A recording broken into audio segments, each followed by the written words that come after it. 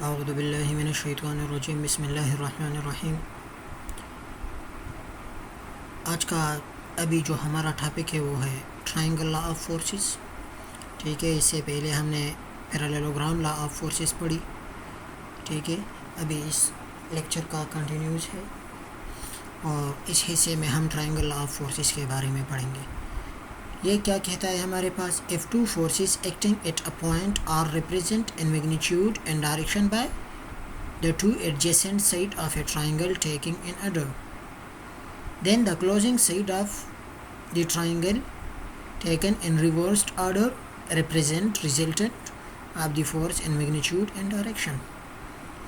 ये क्या कहता है, ये कहता है हमारे साथ कि अगर हमारे पास टू फोर्सेस, ठीक है, एक फोर्स आप क्यों ले, एक फोर्स आप पी ले, अगर इन दोनों फोर्सेस को आप एक ही डायरेक्शन में ले, सपोज़ ये फोर्स इधर लग रहा है, ये इस जगह से लेके हम इधर रख दे, ठीक है, तो इसकी जो क्लोजिंग साइड वाली फोर्स होगी, वेक्टर होगी, ये इसका रिजल्टेंट के बराबर होगा।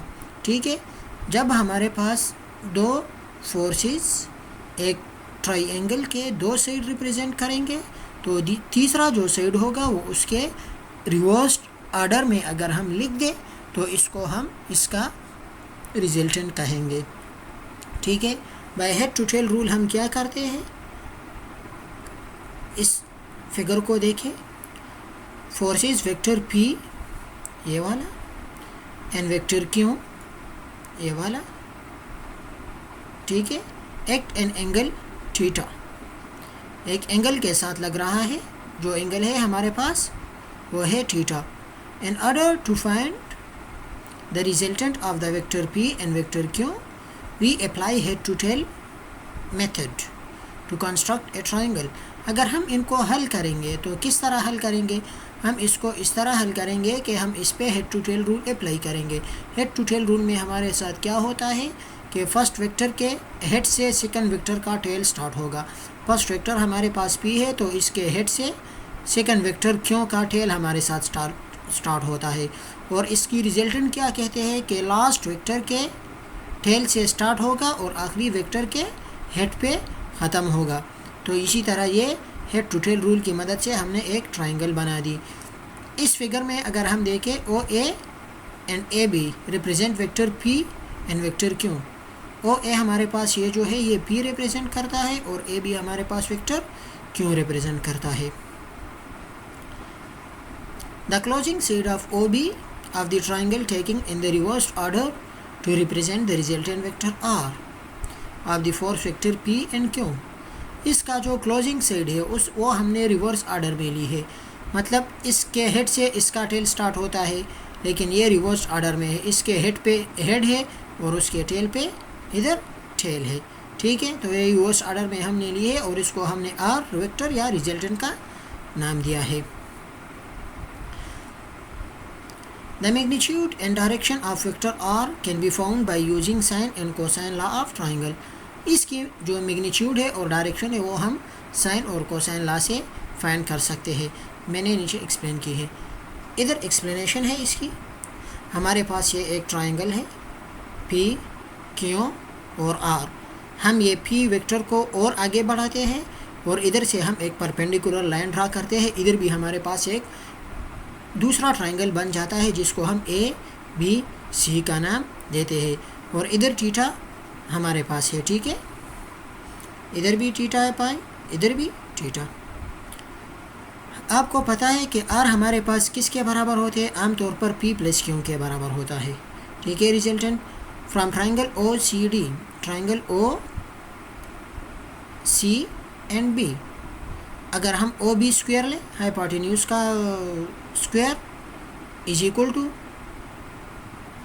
बेस का स्क्वायर प्लस परपेंडिकुलर का स्क्वायर, पाइथागोरस थ्योरम है हमारे पास। तो फिर OC को देखें, OC इधर से लेके इधर तक है, ये हमारे पास दो हिस्सों पे मुश्तमिल है, एक है OA और एक है AC। तो OC की जगह हम OA और AC डालेंगे और उसका स्क्वायर लेंगे।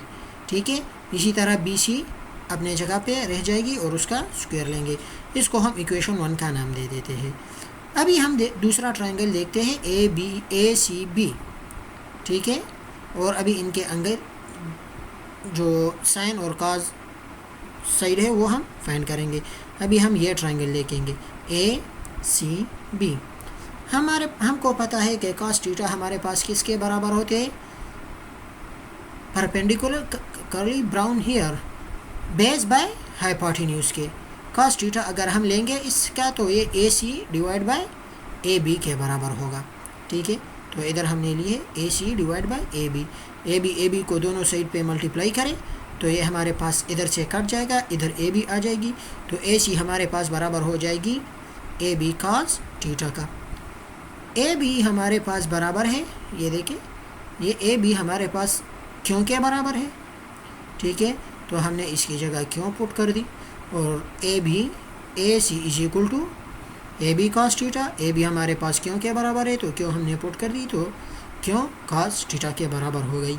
इसी तरह फिर हम sin थीटा लेते हैं। sin थीटा हमारे पास किसके बराबर होता है, परपेंडिकुलर बाय हाइपोटेन्यूज। इसका परपेंडिकुलर है बी सी और हाइपोटेन्यूज है ए बी, तो ये B C by A B के बराबर हो जाएगा, B C divide by A B.